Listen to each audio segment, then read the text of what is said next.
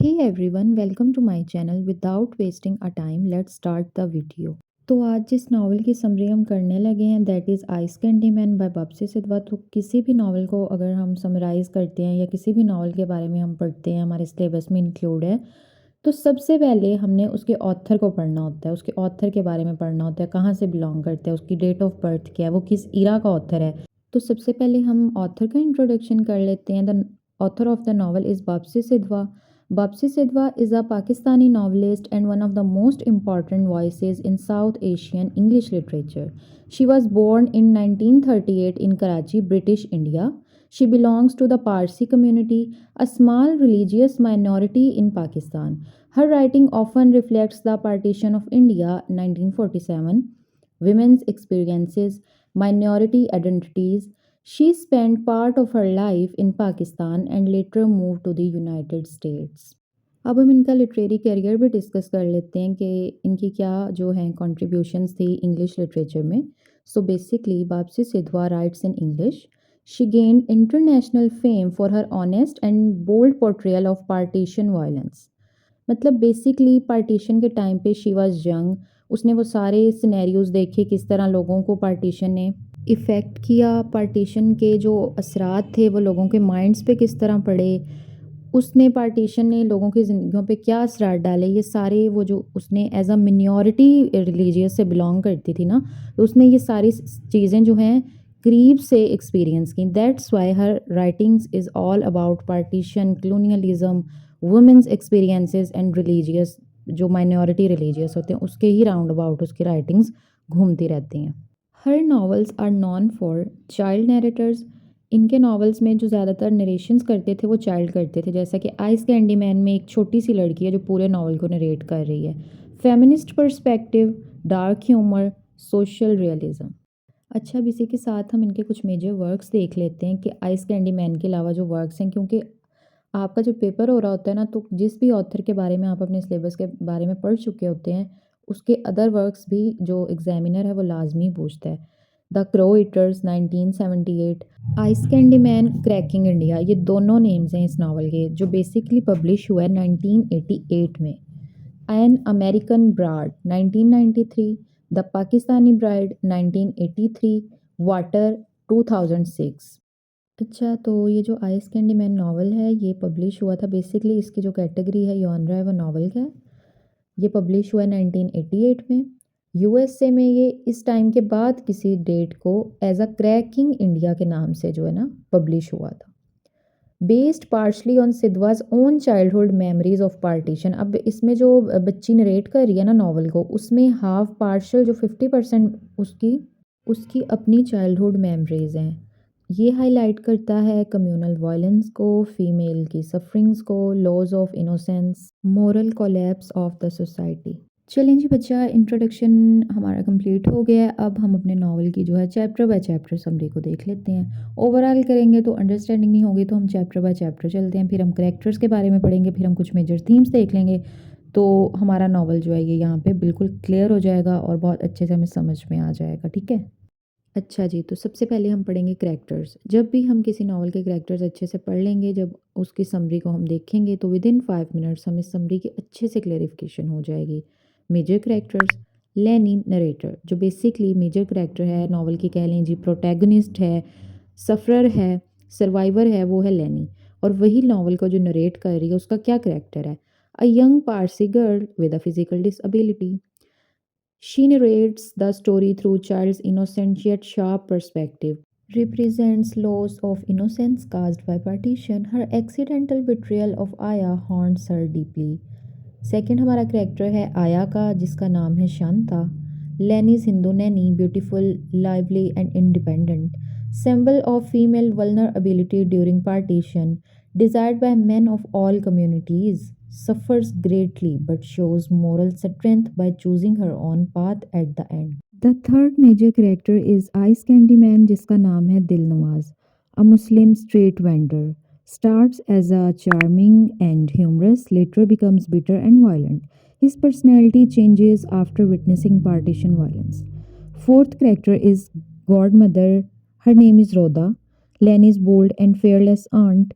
Moral voice of the novel challenges male authority and confronts Ice Candyman, helps rescue Aya, represent justice, courage and female solidarity. अच्छा जी, third number पे हमारे पास है Lenny की mother, a kind strong Parsi woman, actively helps abducted women during partition, represents humanitarian compassion, protects Lenny emotionally and morally. 6 पे हमारे पास हैं Lenny के father, a rational and calm man, show how Parsees try to remain neutral during partition, symbol of minority survival through balance and wisdom. अब हमारे पास minor characters हैं जो supporting characters भी हम कह सकते हैं। Imam Din, Lenny's cook, loyal and caring, represents the working class Muslim caught between cures and duty. Hassan है, मिश्योर है, एक जिसे हम मालिशी कहते हैं, ठीक है, आम जुबान में। जेंटल है, हार्मलेस है, his fate highlight senseless violence of partition. उसकी फैमिली है, victims of communal hatred, show how innocent families suffered without cause. Sher Singh है हमारे पास, Sikh admirer of Ayah, his represents reflects the pre-partition communal harmony, later disappears due to violence। Last हमारा character है electric aunt का। So she is लेनी की खाला, a funny outspoken character, ठीक है, adds humour and realism. Chapter 1 से अब हम शुरू करेंगे, स्टोरी शुरू करते हैं। The novel opens with Lenny, a young Parsi girl who is physically disabled. She introduces her family Lahore city, the peaceful life before partition. Lenny's ayah Shanta becomes the emotional centre of her world. अब जो है first chapter में हो ये रहा है कि एक यंग पारसी गर्ल है जिसका नाम लेनी है, उसने अपनी फैमिली को इंट्रोड्यूस करवाया है, जिस जगह पे लाहौर का जो सिटी है पाकिस्तान का, उसको वो इंट्रोड्यूस करवा रही है जहाँ पे वो रहती है, उसके सराउंडिंग्स को इंट्रोड्यूस करवा रही है। और जो उसका एक इमोशनल कनेक्शन है ना आया के साथ, उसको बड़े अच्छे से उसने यहाँ पे फर्स्ट चैप्टर में एक्सप्लेन की है। चैप्टर 2 में आया attracts men of different religions, Hindu, Muslim, Sikh. This group symbolizes communal harmony before partition. Learning observes society innocently through child's eyes.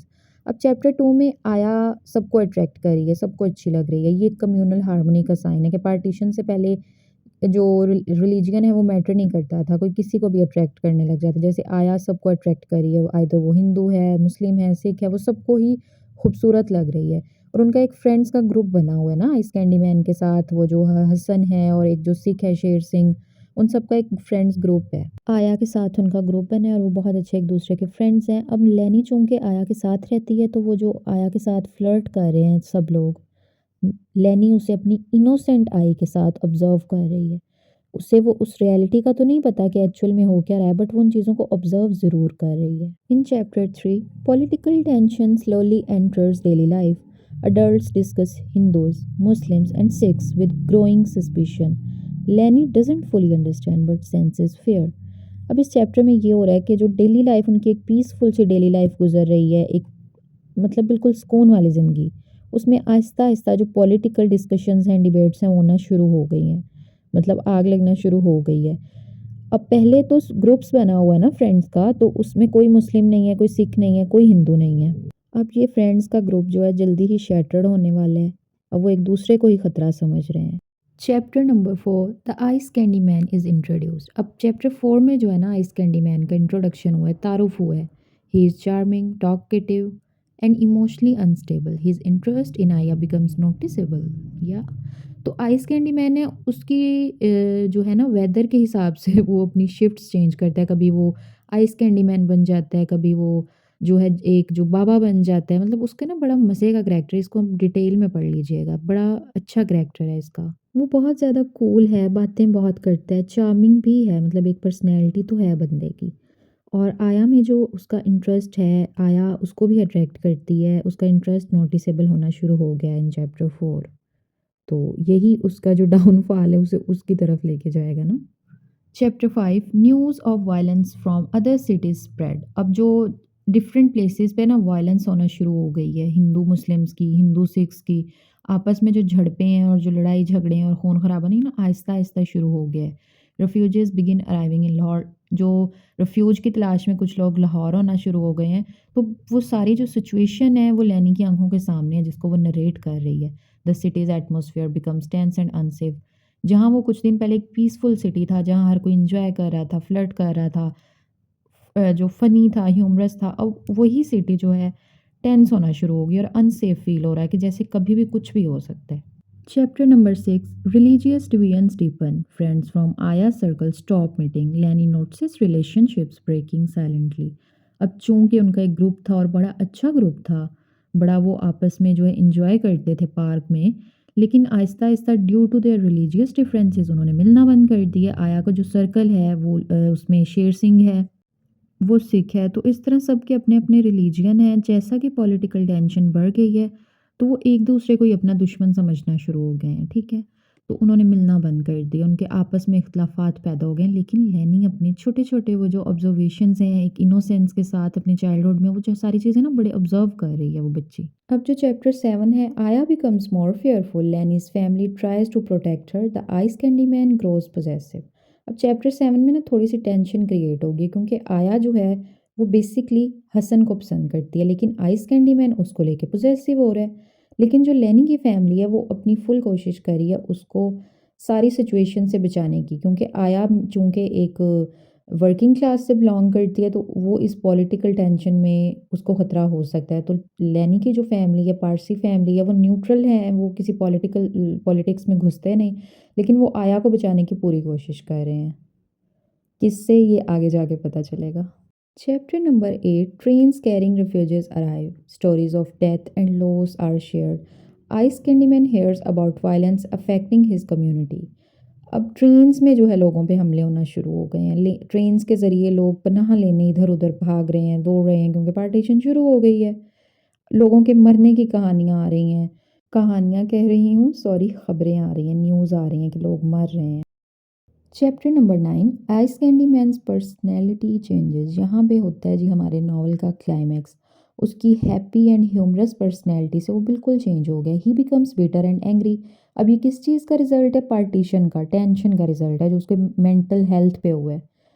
Hatred replaces his earlier humour. तो वो बिल्कुल बंदा change हो चुका है। वो एक बहुत ज़्यादा गॉसिप बॉय से, या कह ले एक बहुत ज़्यादा खुश मिजाज आदमी से, एक बहुत ही ज़्यादा हर किसी से नफरत करने वाला, रूड रहने वाला बन गया due to partition affect. Chapter number 10 में Lahore faces riots, curfews are imposed, Lenny witnesses fear for the first time directly. पहले सिर्फ वो सुन रही थी न्यूज़ के ज़रिए, लोगों के ज़रिए, अब वो इस जो एक हंगामी सूरत हाल है ना, इसको अपनी आंखों से वो विटनेस कर रही है, वो बच्ची अपनी मासूमियत के साथ, ठीक है। तो लाहौर भी अब सेफ नहीं रहा। So the chapter 11 is the turning point of the novel. How? क्योंकि आया हाइड करने की कोशिश कर रही है ख़तरे से बचने के लिए, क्योंकि कुछ लोग आया की भी जान के दुश्मन बन चुके हैं, ठीक है। अब वो कुछ लोग तो आगे रिवील होंगे। खैर, लेनी जो है चूंकि वो बच्ची है, तो वो अननोइंगली रिवील कर देती है कि आया कहाँ छुपी हुई हो सकती है, क्योंकि लेनी के ही फादर मदर उसको बचाने की कोशिश कर रहे थे ना, उनके अपने घर में।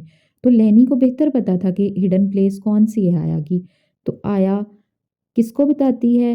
वो तो बच्ची है, और उससे कौन उगलवाता है कि आया कौन छुपी है, ये तो आगे पता चलेगा। लेकिन आया को जो है पता चल जाता है उन लोगों को, और वो लोग आया को ले जाते हैं। तो ये बहुत ही टर्निंग पॉइंट था नॉवल का। Chapter 12, ayah is taken away by a violent group, Lenny feels deep guilt, innocence is lost forever एवर। आया को वो जो वायलेंट ग्रुप है, जो वो मार पीट कर है, वो ग्रुप वाले लोग ले गए हैं। आया हिंदू है, तो आई थिंक वो जो वायलेंट ग्रुप है वो मुस्लिम्स हैं, वो उसको ले जा चुके हैं, क्योंकि मुसलमान थे वो हिंदुओं की औरतों को मार रहे थे, हिंदू मुस्लिम की औरतों को मार रहे थे, तो बदले की जद में ले गए थे वो आया को। लेकिन लेनी ने अपनी इनोसेंस क्यों खोई? क्योंकि उसको गिल्ट हो रहा था कि उसकी वजह से आया पकड़ी गई। अब आगे जाके चैप्टर 13 में आइस कैंडी मैन है, जो वो ये दावा करता है कि उसने आया को उस वायलेंट ग्रुप से सेव किया। फिर वो बाद में उससे शादी भी कर लेता है, जो कि एक फोर्सफुल मैरिज थी, चूंकि आया पसंद करती थी हसन को, जो कि मिश्योर था। आयाज freedom is destroyed. In chapter 14, लेनी struggles with guilt and silence. उसकी इनोसेंस जा चुकी थी, वो हमेशा के लिए उसके अंदर एक गिल्ट रह गया। क्योंकि गिल्ट क्यों था? क्योंकि वो आया के साथ बहुत ज़्यादा कनेक्ट थी, तो उसको गिल्ट था कि उसकी वजह से आया पकड़ी, उसने बताया उस वायलेंट ग्रुप को हिडन प्लेसेस का। तो ये गिल्ट तो हमेशा ही उसके साथ रहने वाला था। अब चैप्टर 15 में एक बड़ा जो है, एक बड़ी मज़े की एक्सप्लोरेशन हो रही है कि जो गॉड मदर है, लेनी की जो आंट है, खाला है, वो आइस कैंडी मैन को कन्फ्रंट करती है। She represents the moral strength and justice. The truth about आया कम्स आउट। लेन जी, चैप्टर 16 में आपका आइस कैंडी मैन एक्सपोज्ड हुआ पड़ा है। गॉड मदर कन्फ्रंट करती है कि आया को उसी ने पकड़वाया था। अब God mother ice candy man से आया को रिलीज़ करवाती क्योंकि वो एक फोर्सफुल मैरिज थी, वो एक्सेप्टेबल थी नहीं, आया खुश नहीं थी। Ayah is sent to women's recovery centre. In chapter 17 Ayah refuses to forgive ice candy man, वो मना कर देती है कि मैं तुम्हें कभी माफ़ नहीं करूँगी। शी चूजेस डिग्निटी और सबमिशन, वो अपनी जो है डिग्निटी को, अपनी सेल्फ रिस्पेक्ट को चूज़ करती है। Her decision shows her inner strength, तो उसका जो फैसला है वो ये शो करता है वो अंदर से कितनी स्ट्रांग है। Ayah decides to go to India, Ayah फैसला कर लेती है कि वो इंडिया चली जाएगी क्योंकि ऑब्वियसली उसको पाकिस्तान में ही भेजा रहती है, वो पार्टीशन हो चुकी है। अब वो चूँकि वो हिंदू है, उसको वहाँ ज़्यादा उसको अट्रैक्ट कर रही है अपनी कंट्री, तो वो फैसला करती है कि वो तो अब इंडिया ही जाएगी। She wants to start a new life, वो अपनी न्यू लाइफ स्टार्ट करना चाहती है। ठीक है, जो होना था वो तो हो चुका, वो अपनी डिग्निटी के साथ एक लाइफ शुरू करना चाहती है। लेकिन लेनी यहाँ पे अच्छे से रियलाइज़ कर लेती है कि कुछ नुकसान हमेशा के लिए होते हैं। आया उसके साथ अब कभी नहीं रहेगी। Chapter 19 ice candy man collapses emotionally, emotionally collapse कर जाता है कि उसने वाकई गलत कर दिया। His obsession destroys him. He follows आया टू इंडिया, वो भी आया के पीछे पीछे इंडिया चला जाता है। चैप्टर 20 द फाइनल चैप्टर, लेनी reflects on everything she has seen, उसने हर वो चीज़ रिफ्लेक्ट कर दी है थ्रू करेक्टर्स, थ्रू इंसिडेंट्स जो उसने देखी। Partition has changed people for ever. Childhood innocence is gone replaced by awareness, कि इस पार्टीशन ने किस तरह से लोगों को जो है इफ़ेक्ट किया। इस कैंडीमैन का जो पर्सनैलिटी चेंज था और लैनी के जो इनोसेंस थी वो किस तरह चली गई, तो ये सारी चीज़ें। आई होप आपको इस नॉवल की समरी की और कैरेक्टर्स की अच्छे से समझ आ गई हो। फिर भी कोई कन्फ्यूजन हो, let me know in the comments. चलिए जाते जाते इसकी सिंबॉलिक सिग्निफिकेंस भी देख लें क्योंकि this is the very most important question asked in the exams. किसी भी चीज़ की सिंबॉलिक सिग्निफिकेंस वो पूछ लेते हैं। लेनी इनोसेंस एंड मेमोरी। आया विमेन सफरिंग इन पार्टीशन, क्योंकि हर कैरेक्टर किसी ना किसी चीज़ को तो सिंबलाइज कर रहा है। Ice candy man moral collapse and communal hatred. Godmother resistance and justice. Parsees neutral observers of history. Major theme के कुछ पॉइंट बता देती हूँ। Partition and communal violence, loss of innocence, female suffering, power, guilt and betrayal, identity and displacement. अगर आपको novel अच्छे से समझ आ गई, you can easily explain them in your words. चलें जी बच्चा, the end for today. Like कर दें मेरी वीडियो को, मेरे चैनल को सब्सक्राइब कर दें और अपने क्लास फेलोज़ के साथ शेयर कर लें। अगर कोई क्यूरी है तो मुझे कमेंट्स में पूछ लें। अल्लाह हाफिज़, बाय बाय। आज के लिए इतना ही था।